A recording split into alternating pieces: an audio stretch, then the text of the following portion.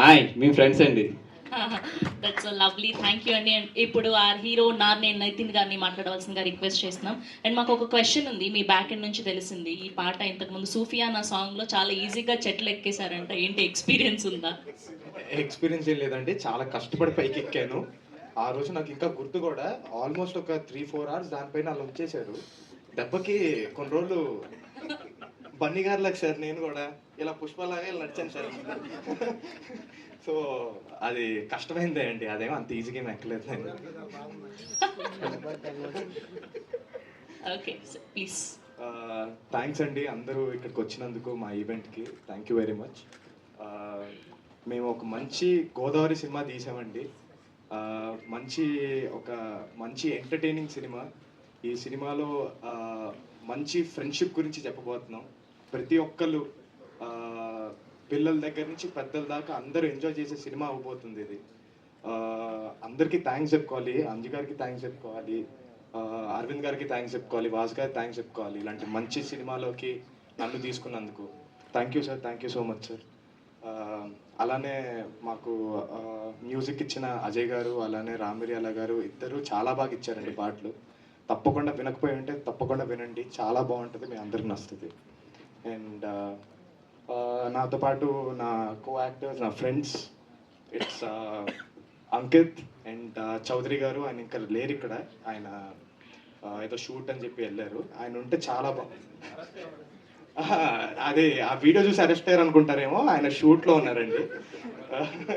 So వాళ్ళిద్దరు కూడా thanks చెప్పుకోవాలి, ఎందుకంటే మా ముగ్గురు మధ్య ప్రతి సీన్ పండింది అంటే వాళ్ళిద్దరు కూడా వాళ్ళ ఎఫర్ట్స్ ఉన్నాయి కాబట్టి. Thank you very much, thank you అండి. అలానే మా టైటిల్ హాయ్ మై ఫ్రెండ్స్ అండి. Thank you so much. రెండు విషయాలు ఇందాక మర్చిపోయానంటే, ఒకటి మన రామిరియాల్ గారి గురించి. ఆయన పాటలు అంటే చాలా ఇష్టం నాకు. ఫస్ట్ అంజీ చెప్పినప్పుడు వెళ్ళి ఆయనతో ఒక 10-15 డేస్ ఇంటరాక్షన్ తర్వాత సూఫియానా సాంగ్ అనేది చేయడం జరిగింది. నిజంగా వండర్ఫుల్ మ్యూజిక్ డైరెక్టర్. హైదరాబాద్లో ఇంకొక మనకి ఏంటంటే చాలా హ్యాపీ ఏంటంటే హైదరాబాద్లో మ్యూజిక్ కల్చర్ కానీ మ్యూజిక్ డైరెక్టర్స్ కానీ బాగా పెరుగుతున్నారు. అది తెలుగు ఇండస్ట్రీకి చాలా చాలా మంచి విషయం అది. అండ్ స్టేజ్ మీద ఇంకొక విషయం చెప్పాలి అరవింద్ గారికి. ఆయన ఆఫీస్లో ఈ విషయం చెప్తే నన్ను చంపేస్తాడు కాబట్టి నేను స్టేజ్ మీద చెప్తున్నా పబ్లిక్ గాని. అంటే సాక్షి అని ఉంటారు సార్, చంపారు నా ఆఫీస్లో తెలియదు కూడా తెలియదు. ఏం లేదు సార్, దీంట్లో ముస్లో ట్రాక్ ఉంది, మీకు తెలియదు. అది నేను ఎడిటింగ్ రూమ్లో ఒప్పుకోకపోతే డైరెక్టరు సార్ ఇది నా గురించి ఇంత పని చేశాను కదా, నా గురించి పెట్టండి అని చెప్పి బలవంతంగా పెట్టించాడు. నేనైతే ఆ ట్రాక్ ఒప్పుకోలేదు. బట్ అది రేపొద్దున చూస్తే నాకేం సంబంధం లేదు, అదంతా కూడా డైరెక్టర్ ట్రాక్. అది మీరు చూసి డస్ట్లో లేదు, లేపేసి చూపించాడు. మీకు ఆటగాడనో ట్రాక్ ఉంటుంది,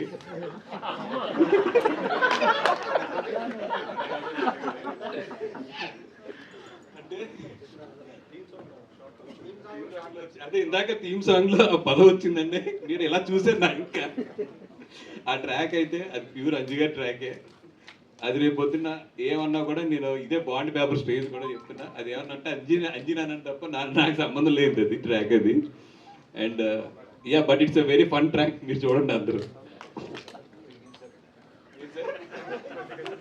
లేదు సార్ లైన్ దాటలేదు, కానీ జనరల్గా మమ్మల్ని లైన్ దగ్గర కూడా వెళ్ళినవారు కదా మీరు, అందుకని. అలాగే మా కెమెరామ్యాన్ సమీర్ గారు, ఆయన పాపం డిఐలో ఉన్నారు. ఈరోజు చూసిన బ్యూటిఫుల్ విజువల్స్ అన్ని కూడా ఆయన ఫస్ట్ సినిమా ఇది. ఒకటే అడిగాం ఎలా ఉండాలి సార్ మీకు సినిమా అన్నప్పుడు అంజు గారు చెప్పింది ఒకటే ఏంటంటే, సార్ ఒక వర్షం కోనసీమ అంతా తడిచి గ్రీన్గా ఉండాలన్నారు, కానీ వీళ్ళు షూట్ చేసిన మొత్తం మేలోనే ఏప్రిల్లోనే షూట్ చేశారు. కానీ మీరు విజువల్ చూడండి, ఒక వర్షం థియేటర్లో కూర్చుంటే కురుస్తున్నట్టే ఉంటుంది సినిమా అంతా కూడా. అవును సార్, సినిమా 52 రోజులు ప్లాన్ చేసుకున్నాం, కానీ ఆ వర్షం పెడతాం వల్ల సినిమా 67 రోజులు షూట్ చేయవలసి వస్తుంది. 12 రోజులు వర్షం తిన్నది, అయినా కూడా క్వాలిటీ గురించి అని చెప్పి కాంప్రమైజ్ అవ్వకుండా చేసాం. అది దానికి అరవింద్ గారు ఏదన్నా ఉంటే నా రెమ్యులేషన్ నుంచి కట్ చేసుకోండి. థ్యాంక్ యూ బన్నీవాస్ గారు. రెమ్యులేషన్ నుంచి కట్ చేయండి. ఎస్, ఇప్పుడు